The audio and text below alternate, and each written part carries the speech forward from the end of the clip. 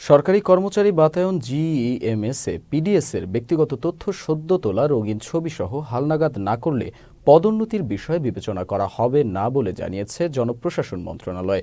আজ জনপ্রশাসন মন্ত্রণালয়ের প্রশাসন ১ শাখার অতিরিক্ত সচিব মোহাম্মদ মাহবুবুল আলম স্বাক্ষরিত অতি জরুরি এক বিজ্ঞপ্তিতে এ তথ্য জানানো হয়।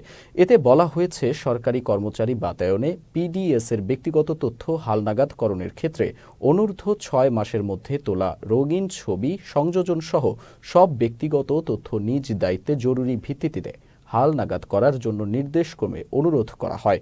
বিজ্ঞপ্তিতে আরও বলা হয়েছে, যেসব কর্মকর্তা নতুন রঙিন ছবি সংযোজন সহ জিইএমএস পিডিএস এর তথ্য হালনাগাদ করতে ব্যর্থ হবেন, তাদের কেস পদোন্নতির জন্য বিবেচিত হবে না।